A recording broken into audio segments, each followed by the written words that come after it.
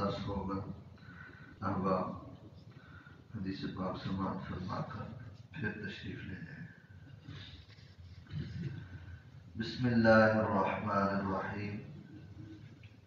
الحمد للہ رب العالمین والعاقبۃ للمتقین والصلاة والسلام علی سید الانبیاء والمرسلین وعلى آلہ الطیبین واصحابہ الطاہرین.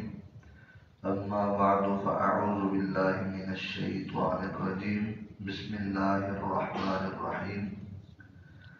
امام ابو عبداللہ محمد بن اسماعیل بخاری رحمۃ اللہ تعالی علیہ روایت کرتے ہیں.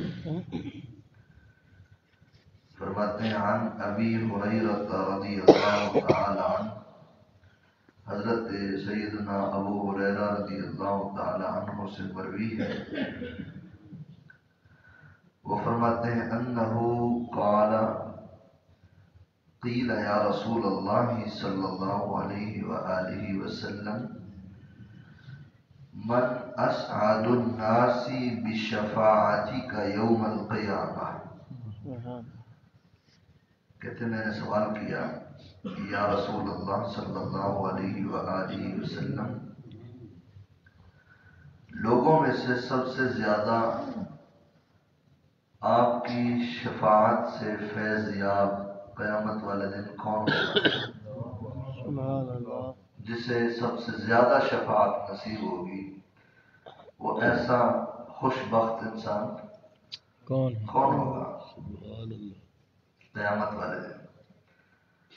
تو قال رسول اللہ صلی اللہ علیہ وآلہ وسلم.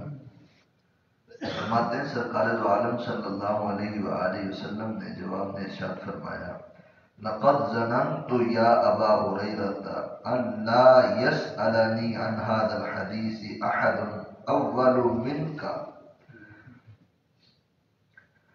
فرماتے ہیں مجھے یہ گمان تھا کہ اس بارے میں اگر کوئی سوال کر سکتا ہے تو ابو ہریرہ تو کر سکتا ہے.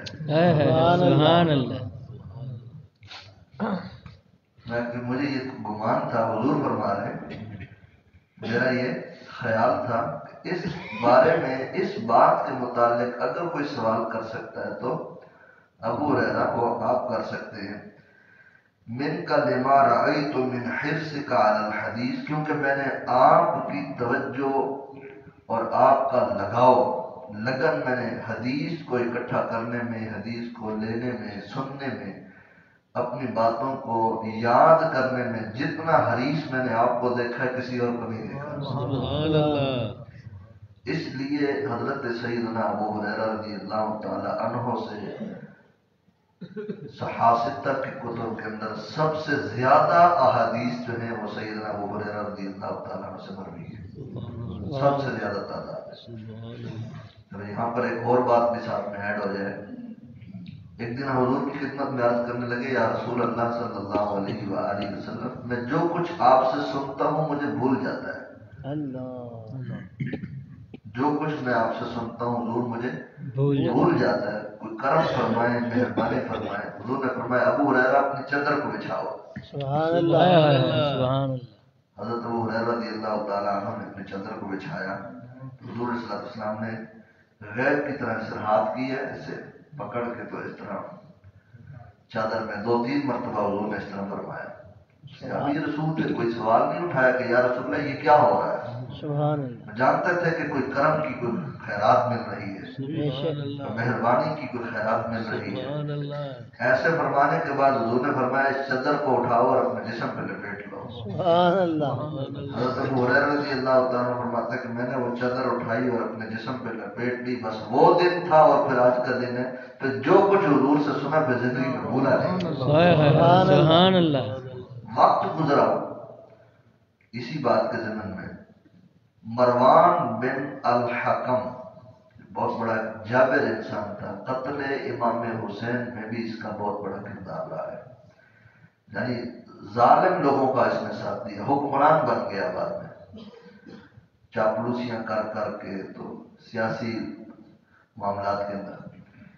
اسے پتہ چلا کہ حضرت ابو ہریرہ رضی اللہ تعالیٰ عنہ بہت زیادہ حضور کی احادیث کو بیان کرتے ہیں۔ اچھا ان کا امتحان ہو جائے۔ حضرت ابو ہریرہ رضی اللہ تعالیٰ عنہ اس نے بلایا اور بلانے کے بعد ایک جگہ بٹھا دیا اور پردے کے پیچھے کچھ لوگوں کو بٹھا دیا۔ حضرت ابو ہریرہ کو نہیں بتایا کہ یہاں کچھ لوگ اور بھی بیٹھے ہیں۔ کہنے لگا کہ میرا بڑا دل کرتا ہے کہ آپ حضور کی احادیث بیان کرتے ہیں، آپ کچھ احادیث بیان کریں۔ تو حضرت ابو ہریرہ رضی اللہ تعالیٰ عنہ نے کثرت کے ساتھ احادیث بیان کی۔ بعض روایات میں کہ 100 احادیث یا اس سے بھی زیادہ کی تعداد ہے، آپ نے احادیث بیان کی۔ ان کو کہا کہ جو جو ابو ہریرہ بیان کریں ان کو لکھتے جانا ہے۔ وہ لکھتے گئے، بالترتیب لکھتے گئے۔ حضرت ابو ہریرہ رضی اللہ تعالیٰ عنہ تشریف لے گئے۔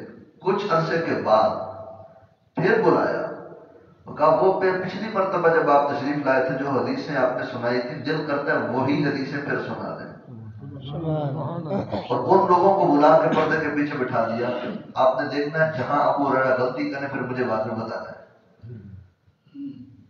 حضرت ابو ہریرہ رضی اللہ تعالیٰ عنہ نے وہی احادیث بالترتیب انہی الفاظ کے ساتھ، اسی ترتیب کے ساتھ، اسی طریقے کے ساتھ، زبر زیر کا بھی فرق نہیں آیا، ترتیب کا بھی فرق نہیں آیا، ساری کی ساری احادیث اسی طرح سنا دی۔ ان کی عقلیں دنگ رہ گئی کہ واقعہ یہ جو بیان کرتے ہیں بالکل درست بیان کرتے ہیں۔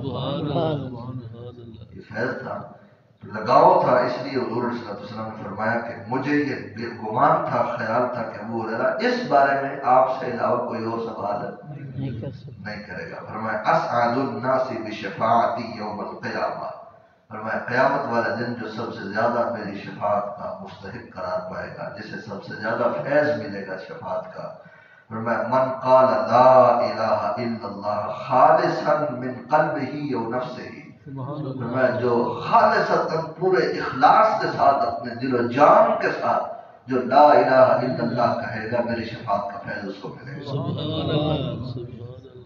اللہ کریم جل وعلا ہمیں بھی عمل کی توفیق نصیب فرمائے۔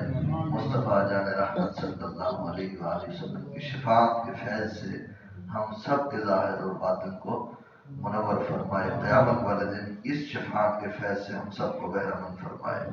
الصلاۃ والسلام علیکہ یا